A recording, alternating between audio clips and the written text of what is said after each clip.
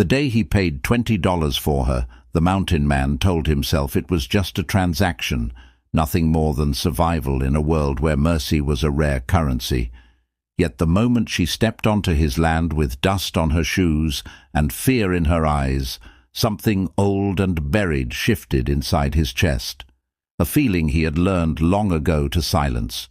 She had been sold from one hard hand to another, unwanted, because she spoke too softly and worked too slowly for men who measured worth only in sweat and speed.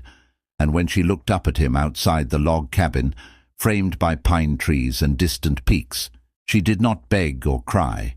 She only asked if she could stay until winter passed, because she was tired of running and colder than she'd ever been in her life. Gave her rules instead of comfort, told her where to sleep, what chores to do, and warned her not to expect kindness. But nights were long in the mountains, and silence has a way of forcing men to remember who they used to be.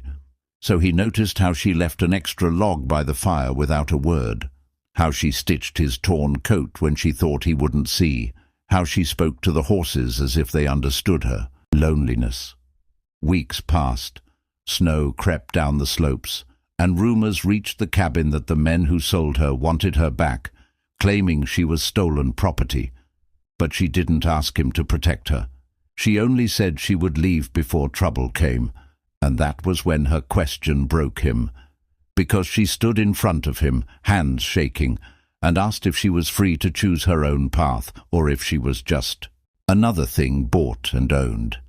The mountains had taken many things from him, family, faith, warmth, but in that moment they gave him clarity, and he realized he had already answered without words through every small kindness he tried to deny.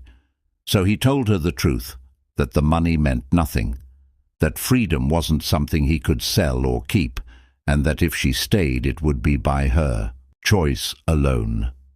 Danger arrived at dawn with armed men demanding their claim, and the mountain man stood between them and the cabin, not because he believed himself a hero, but because for the first time in years something mattered more than solitude, and when the men left empty-handed, she didn't run into his arms or thank him with tears.